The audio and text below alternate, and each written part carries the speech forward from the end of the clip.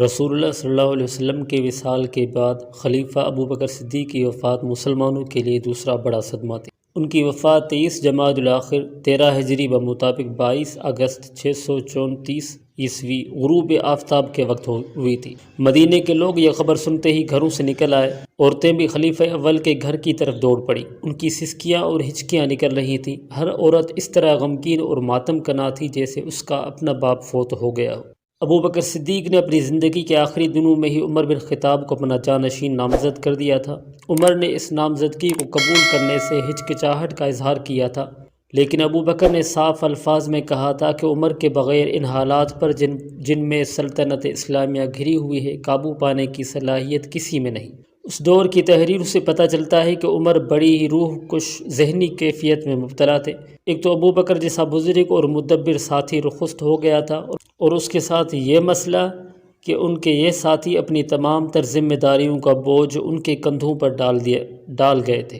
حضرت عمر نے ابو بکر کے جنازے کے پاس کھڑے ہو کر یہ ماتمی کلمات کہے تھے: اے خلیفہ رسول اللہ، آپ نے قوم کو کس مشکل میں ڈال دیا ہے، آپ اسے بہت بڑی مصیبت میں چھوڑ چلے ہیں، آپ جدا ہو گئے، اب کیسے ملنا ہوگا۔ ابو بکر نے خلافت کے لیے عمر کی نامزدگی اپنے طور پر نہیں کر ڈالی تھی۔ ذاتی طور پر رسول اکرم صلی اللہ علیہ وسلم نے بھی کبھی فیصلہ نہیں دیا تھا جس طرح حضور اپنے ساتھیوں سے مشورہ کیا کرتے تھے۔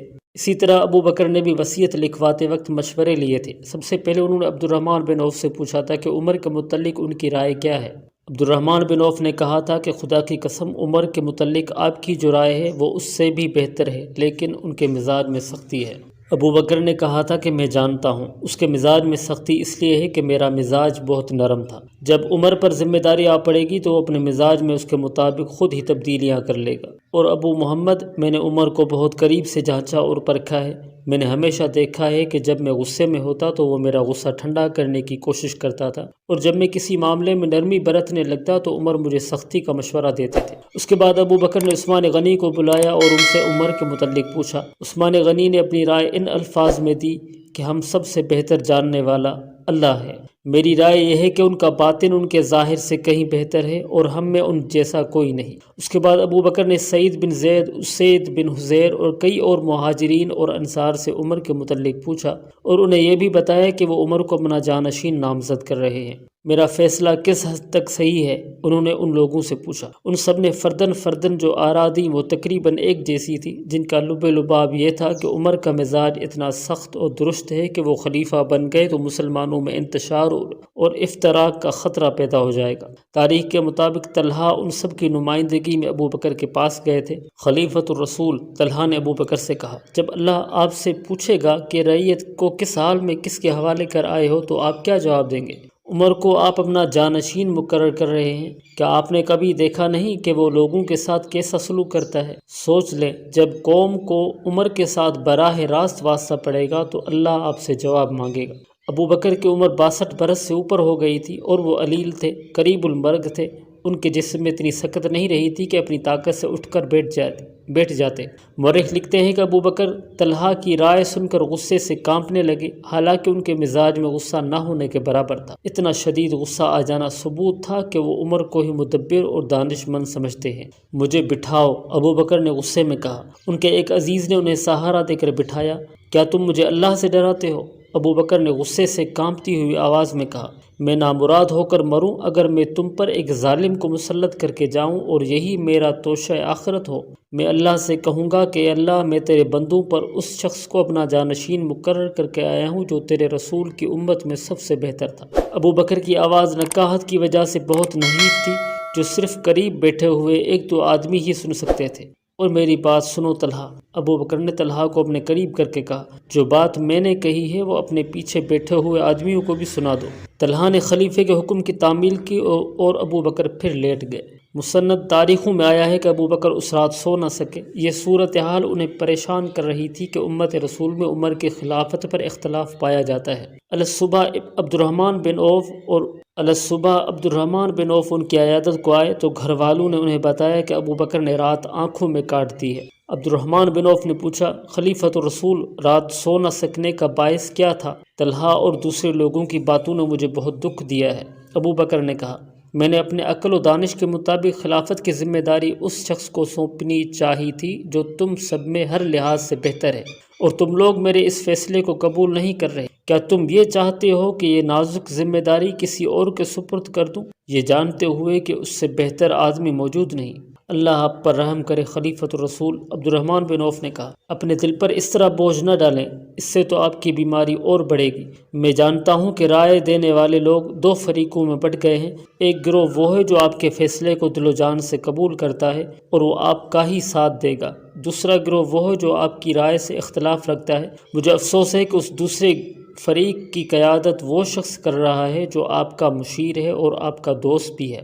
ہم سب کو پورا اعتماد ہے کہ آپ کا فیصلہ نیک نیتی پر مبنی ہے اور آپ کا مقصود امت کی فلاح و بہبود اور اصلاح و ہدایت کے سوا کچھ نہیں۔ ابو بکر کے لیے ایک عجیب صورتحال پیدا ہو گئی تھی۔ وہ اپنا فیصلہ ٹھونس بھی لے سکتے تھے، لیکن ان کی نظر اس وقت پر تھی جس کا آغاز ان کی وفات کے بعد ہونا تھا۔ انہوں نے عام لوگوں سے مشورہ لینے کا فیصلہ کر لیا۔ ان کا مکان مسجد سے ملحق تھا۔ اتنی نکاحت کے باوجود بالا خانے پر گئے جس کی ایک کھڑکی مسجد کی طرف کھلتی تھی۔ مسجد میں نمازی ظہر کی نماز کے بعد موجود رہے۔ انہیں بتا دیا گیا تھا کہ خلیفہ ان کے ساتھ کوئی بات کرنا چاہتے ہیں۔ نماز کے بعد ابو بکر کھڑکی کے سامنے آئے۔ لوگوں نے اوپر دیکھا۔ کیا تم اس شخص کو پسند کرو گے جس کو میں جانشین مقرر کروں گا؟ ابو بکر نے پوچھا۔ ہم وہ پسند کریں گے جو آپ کریں گے۔ نمازیوں میں سے کئی ایک کی آوازیں سنائی دی۔ خدا کی قسم، ابو بکر نے کہا، میں نے بہت ہی غور و فکر کے بعد یہ فیصلہ کیا ہے کہ میرے بعد خلافت کی ذمہ داری عمر ابن الخطاب سنبھالے گا۔ میں نے یہ عظیم منصب اپنے کسی قریبی رشتہ دار کو نہیں دیا۔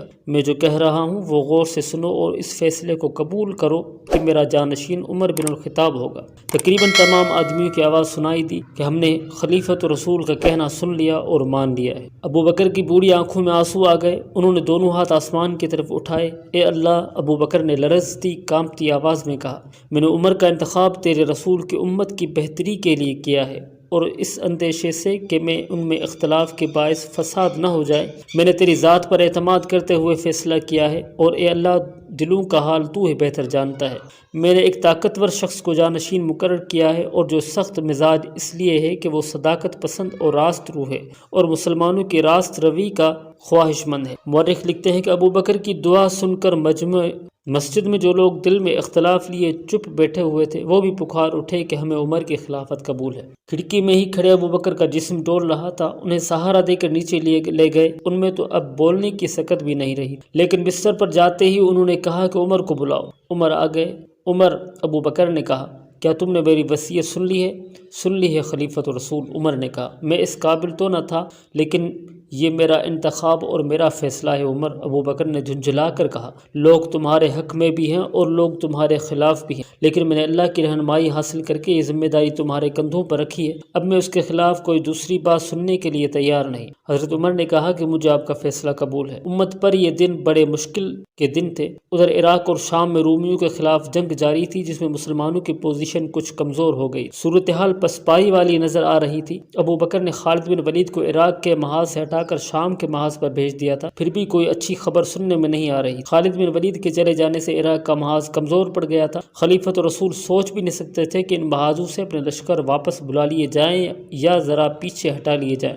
عمر، ابو بکر نے کہا، لگتا ہے جیسے میں آج ہی دنیا سے رخصت ہو جاؤں گا۔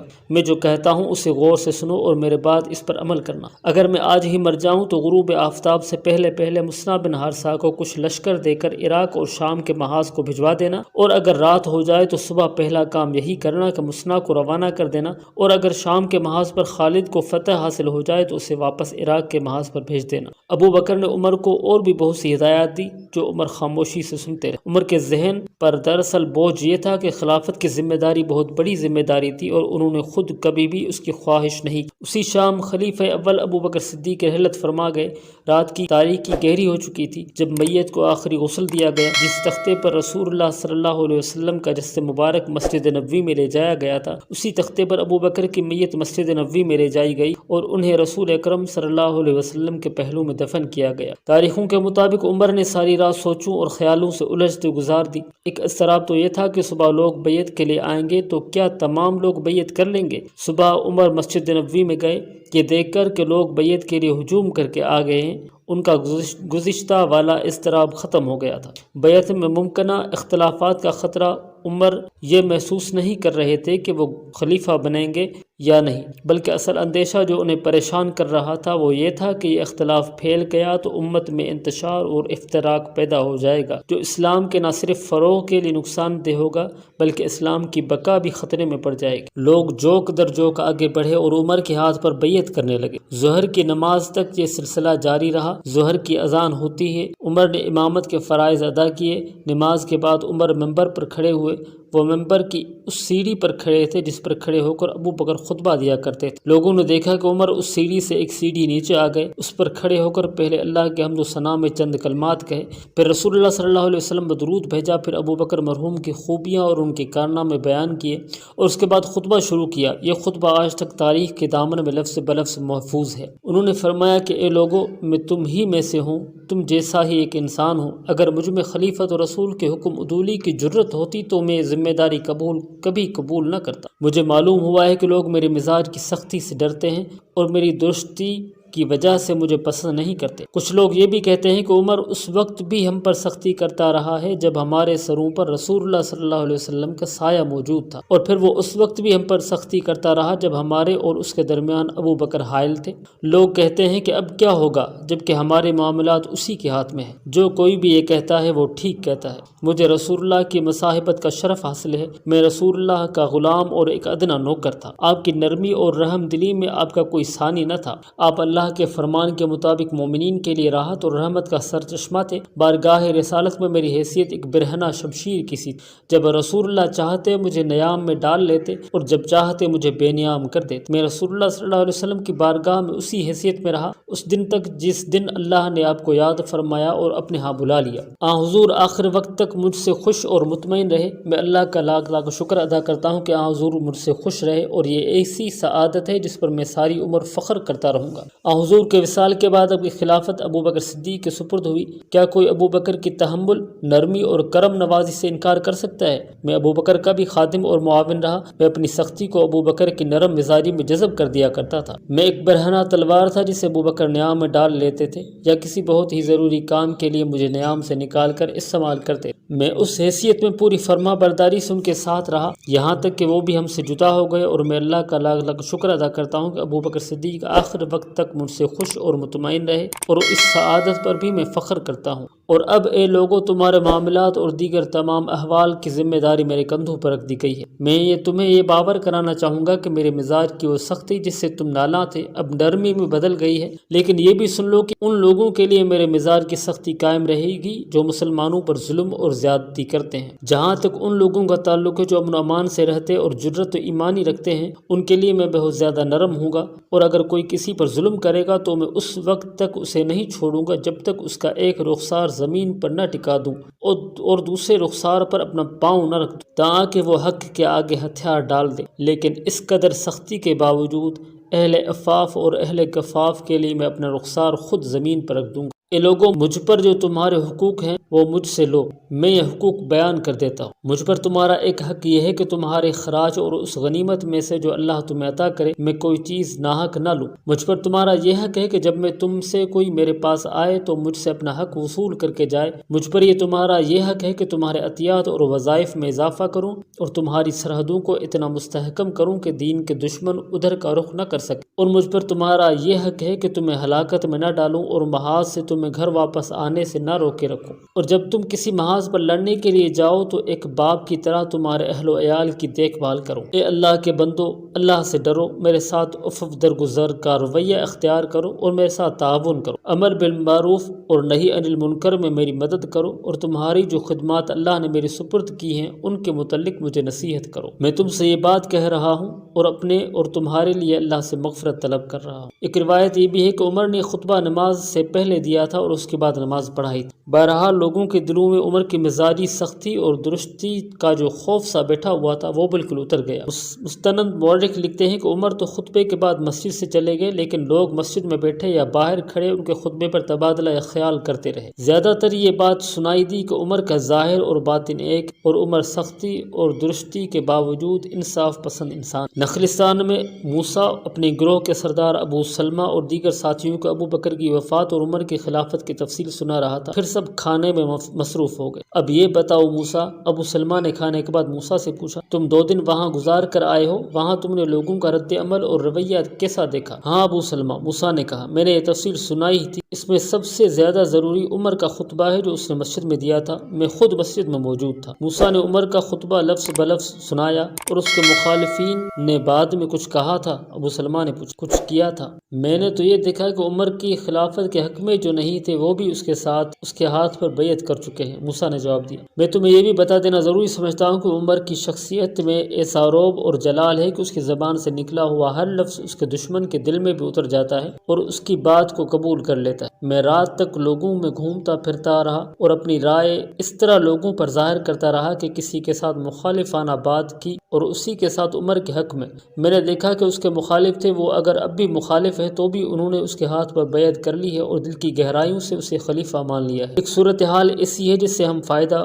اٹھا سکتے ہیں، وہ یہ ہے کہ عراق اور شام کے محاذوں پر مسلمان کے لشکر کچھ کمزور پڑ گئے ہیں اور مدینے میں کچھ لوگ ایسے ہیں جو فارسیوں کی جنگی قوت سے خائف ہیں۔ ساق نے کہا کہ ہاں، محاذوں کی اس صورتحال سے ہم یہ فائدہ اٹھا سکتے ہیں کہ مدینہ اور گرد و نواح کے لوگوں میں فارسیوں کا خوف پیدا کریں، اس سے یہ فائدہ ہوگا کہ لوگ محاذ پر جانے سے ہچکچائیں گے۔ یہ تو تم سب کو معلوم ہے کہ مسلمانوں کی کوئی باقاعدہ فوج نہیں، نہ ان کے پاس تنخواہ دار سپاہی ہیں، یہ تو جہاد کا اعلان کرتے ہیں اور مسلمان جوک در جوک جہاد کو فرض سمجھتے ہوئے اکٹھے ہو جاتے ہیں۔ آگے ان سالاروں کی عسکری فہم و فراست ہے کہ وہ ان لوگوں کو فوراً ایک باقاعدہ فوج کی صورت میں منظم کر لیتے ہیں اور ایسے طریقے سے لڑاتے ہیں کہ فتح ان کے قدموں میں آ گرتی ہے۔ ہم لوگوں کو جہاد سے ہٹا سکتے ہیں؟ ناممکن، ایک نصرانی بولا۔ جہاد کو یہ لوگ مذہبی فریضہ سمجھتے ہیں۔ ابو سلمہ نے کہا کہ ہمیں ناممکن کو ممکن کر دکھانا ہے۔ میں پہلے کہہ چکا ہوں اور بار بار کہہ چکا ہوں کہ کوئی بھی کام آسان نہیں ہوتا، اسے آسان بنایا جاتا ہے۔ ہم نے مسلمانوں کے خلاف لڑائی نہیں لڑنی، ہم نے ایسی تلوار سے ان کے عقیدے کو کاٹنا ہے جو نظر نہیں آتی۔ ابو سلمہ نے ابن داؤد سے پوچھا، حبیب بن یامین کو کب مدینے لے جا رہا ہے؟ کل یا پرسوں؟ تم صبح روانہ ہو جاؤ۔ ابو سلمہ نے ابن داؤد سے کہا، مدینہ پہنچو اور ان دونوں کا انتظار کرو، وہ پہلے پہنچ جائیں تو ان کے ساتھ رہو۔ حبیب بھی عمر کے ہاتھ میں بیعت کرے گا، تم بھی اس کے ساتھ رہنا، آگے تمہیں معلوم ہے کہ کیا کرنا ہے، ہمارا تمہارے ساتھ رابطہ رہے گا۔ حبیب بن کعب اپنی نئی بیوی بنت یامین کو ساتھ لے کر مدینے چلا گیا۔ وہاں اس کا اپنا مکان تھا، اس مکان سے پتہ چلتا تھا کہ وہ صاحب حیثیت۔ وہ وہاں پہنچا ہی تھا کہ ابن داؤد بھی آ گیا۔ میں تمہارے پاس زیادہ دن نہیں ٹھہروں گا ابن کعب، ابن داؤد نے حبیب سے کہا، میں اپنی بیٹی کو دیکھنے آیا ہوں، تم نے مجھ غریب پر جو کرم کیا ہے وہ میں ساری عمر نہیں بھول سکوں گا اور میں اس کا صلہ دینے کے بھی قابل نہیں، اور میں نے اگر کرم ہی کیا ہے تو میں نے صلے کی توقع پر نہیں کیا۔ حبیب نے کہا، تم مجھے صلہ دے چکے ہو، بنت یامین سے زیادہ قیمتی اور صلہ کیا ہوگا، اور میں امید رکھوں گا کہ یہ میرے ساتھ وفاداری کرے گی۔ میرے باپ نے اپنی بیٹی آپ کے حوالے کی ہے، پاس بیٹھی ہوئی بنت یامین نے حبیب سے کہا، اور میں اپنے جسم کے ساتھ اپنی روح بھی آپ کے حوالے کر چکی ہوں۔ میری وفا کو آپ گھر کی 4 دیواری میں نہیں آزما سکیں گے۔ اگر آپ کبھی جہاد پر گئے تو میں آپ کے ساتھ چلوں گی، میری وفا میدان جنگ میں دیکھ۔ حبیب ابن کعب ہنس پڑا، اس ہنسی میں پیار موجزن تھا۔ اس کے بعد ہنسی میں نہ ٹالو ابن کعب، ابن داؤد نے کہا، اسے جہاد میں شریک ہونے کا بہت ہی شوق ہے۔ میں نے محمد رسول اللہ کے وصال سے 4-5 چاند پہلے اسلام قبول کر لیا تھا اور میرا سارا قبیلہ میرا دشمن ہو گیا۔ میں نے تمہیں یہ بات پوری نہیں سنائی تھی، صرف اس بیٹی نے میرے ساتھ دیا اور اسلام قبول کر لیا تھا۔ میرے بیٹے بھی میرے دشمن ہو گئے اور میری بیوی بھی مجھ سے الگ ہو گئی۔ قبیلے والوں نے مجھے بہت مارا پیٹا۔ میں اس بیٹی کو ساتھ لے کر اپنے اس دوست کے پاس چلا گیا جس نے مجھے تمہارے پاس بھیجا تھا۔ وہ یہودی ہے لیکن اس نے میرے ساتھ دوستی نبھائی۔ اس نے کہا تھا کہ مذہب اپنا اپنا، لیکن مذہب دوستی اور محبت کے راستے کی رکاوٹ نہیں بن سکتا۔ میری بیٹی بنت یامین تو دل سے مجھ سے پہلے اسلام قبول کر چکی تھی۔ اسے محمد رسول اللہ کو دیکھنے کا بہت شوق تھا۔ میں اسے 3 بار حضور کی زیارت کے لیے مدینے لایا تھا۔ یہ کہتی تھی کہ مجھے رسول اللہ کی خدمت کے لیے یہیں رہنے دو۔ تم جانتے ہو ابن کعب، ہمارے رسول میری بیٹی کی یہ خواہش کبھی قبول نہ کرتے، آپ کسی عورت کو قبول نہیں کیا کرتے تھے۔ میں نے اسے کہا کہ اللہ کے رسول صلی اللہ علیہ وسلم کی بہترین خدمت یہ ہے کہ آپ کے بتائے ہوئے راستے پر چلو۔ ابن کعب، میں اپنی اس بیٹی کی کون کون سی خوبی بیان کروں؟ میں نے اسے کہا کہ اپنے رسول کے بتائے ہوئے راستے پر چلو، تو اس نے کہا کہ پھر مجھے شہسوار بنا دو، مجھے برچھی بازی، نیزے بازی، تیغ زنی اور تیر اندازی سکھاؤ۔ اللہ کے رسول صلی اللہ علیہ وسلم کا بتایا ہوا بہترین راستہ جہاد ہے۔ میں کفر کے خاتمے کے لیے لڑوں گی اور میں شادی کرنے کے بجائے اپنی زندگی جہاد کے لیے وقف کر دوں گی۔ میں اپنے دوست کے گھر پناہ لیے ہوئے تھا، میں اسے شہ سواری کیسے سکھاتا؟ وہ میں سکھا دوں گا، حبیب نے کہا۔ اور ابن داؤد، اپنے آپ کو تنہا، مجبور اور دوسروں کا محتاج سمجھنا چھوڑ دو، میں تمہارے روزگار کا بندوبست کر دوں گا۔ خدا کی قسم تم اللہ کے نیک بندوں میں سے ہو، ابن کعب، ابن داؤد نے کہا، لیکن میرے یہودی دوست نے میرے لیے ذریعہ معاش کا بندوبست کر دیا ہے، اب میں نہ اس پر بوجھ بنوں گا اور نہ تم پر، میں اپنی کھوئی ہوئی حیثیت حاصل کر لوں گا۔ میں ایک بات کہوں گا ابن داؤد، حبیب نے کہا، اگر تم ایک یہودی کا احسان نہ لیتے تو اچھا تھا۔ کوئی بھی یہودی بہت اچھا آدمی ہو سکتا ہے، لیکن وہ مسلمان کے لیے اچھا دوست نہیں ہو سکتا۔ یہودی مسلمان کا دوست ہو ہی نہیں سکتا۔ ایسی بات نہ کہو ابن کعب، ابن داؤد نے کہا، جس نے اسلام کی خاطر اپنا قبیلہ، اپنا گھر، اپنی بیوی اور اپنے 4 بیٹے قربان کر دیے ہیں، وہ ایک یہودی کی دوستی تو آسانی سے قربان کر سکتا ہے۔ کیا تم مجھے یہ سمجھتے ہو کہ میں یہودی کی ذہنیت سے واقف نہیں؟ میں جہاں دیکھوں گا کہ یہودیوں کے ہاتھوں اسلام کو نقصان پہنچ رہا ہے تو اپنے یہودی دوست کے سب احسان بھول کر اسلام کو نقصان پہنچانے سے بچاؤں گا۔ تم شاید نہیں جانتے ابن داؤد، حبیب نے کہا، یہودیوں نے رسول اللہ صلی اللہ علیہ وسلم کو قتل کرنے کی بھی کوشش کی ہے، اور وہ بھی اس صورتحال کہ رسول اللہ صلی اللہ علیہ وسلم یہودیوں کے ساتھ معاہدے کر کے انہیں اپنے ساتھ رکھنے کا فیصلہ کیا تھا۔ تم نے اسلام قبول کیا ہے تو میں چاہتا ہوں کہ تمہیں یہودیوں کے متعلق بتا دوں کہ وہ اسلام کے کتنے خطرناک دشمن۔ یہ تو میں ضرور سننا چاہوں گا، ابن داؤد نے کہا، میں مدینے سے دور کا رہنے والا ہوں، بہت سی باتوں سے بے خبر ہوں۔ مدینے میں یہودیوں کے کچھ قبیلے آباد تھے، حبیب ابن کعب نے کہا۔ رسول اللہ صلی اللہ علیہ وسلم یہ جانتے ہوئے کہ یہودی فتنہ پرداز قوم ہے اور یہ قوم مسلمانوں کے بدترین دشمن ہے، یہودیوں کے ساتھ صلح کا معاہدہ کیا اور انہیں اپنے دوستوں کی طرح اپنے ساتھ رکھا، لیکن انہوں نے غزوہ بدر کے بعد معاہدے کے خلاف ورزی کی۔ اس وقت مدینے کے اندر اور خصوصاً مضافات میں یہودیوں کو اجارہ داری تھی اور ان کی آبادی بھی زیادہ تھی۔ رسول اللہ صلی اللہ علیہ وسلم نے ان کے ساتھ یہ معاہدہ کیا کہ مدینے پر کوئی دشمن حملہ کرے گا تو یہودی مسلمانوں کی مدد کریں گے اور دشمن کی مدد نہیں کریں گے۔ اس کے بعد مسلمان یہودیوں کا ہر طرح خیال رکھیں گے اور اس کے ساتھ تعاون کریں گے۔ پھر جانتے ہو کیا ہوا ابن داؤد؟ یہودیوں نے در پردہ قریش مکہ سے رابطہ قائم کر لیا۔ یہودیوں کے یہ الفاظ رسول اللہ کے کانوں میں پڑے، قبیلہ لڑنا جانتا ہی نہیں، مسلمان ہم سے لڑتے تو ہم انہیں دکھاتے کہ لڑائی کس طرح لڑی جاتی ہے۔ اس کے ساتھ ہی یہودیوں نے اسلام کے خلاف محاذ بنا لیا۔ ماہ شوال 2 ہجری میں رسول اللہ صلی اللہ علیہ وسلم نے دیکھا کہ یہودیوں نے صلح کا معاہدہ توڑ ڈالا ہے تو آپ نے یہودیوں کے خلاف جنگی کارروائی کر کے انہیں مدینے سے نکال دیا۔ یہودیوں کا یہ قبیلہ بنو قینقاع تھا۔ یہودیوں کا دوسرا قبیلہ بنو نذیر تھا۔ چونکہ اس قبیلے نے معاہدے کا کچھ پاس کیا تھا اس لیے اسے مدینے میں ہی رہنے دیا گیا۔ 2 سال بعد 4 ہجری میں اس قبیلے کی ذہنیت بھی بے نقاب ہو گئی۔ کوئی ایسا معاملہ یا مسئلہ سامنے آ گیا جس کے متعلق گفت و شنید کی ضرورت پیش آئی۔ رسول اللہ صلی اللہ علیہ وسلم حضرت ابوبکر اور حضرت عمر کو ساتھ لے کر یہودیوں کے سربراہ کے ہاں گئے۔ آپ اس سربراہ کے ٹھکانے کے قریب پہنچے ہی تھے کہ کسی نے آپ کو روک لیا اور ایک مکان کی چھت کی طرف اشارہ کیا۔ وہ ایک یہودی کا مکان تھا۔ اس کی چھت پر ایک یہودی جس کا نام عمرو بن حجاج تھا چھپا ہوا تھا۔ اس کے پاس ایک وزنی سل پڑی ہوئی تھی۔ اسے یہودیوں نے یہ کام سونپا تھا کہ جب محمد اس مکان کے قریب سے گزرے تو آپ کے سر پر سل گرا دے۔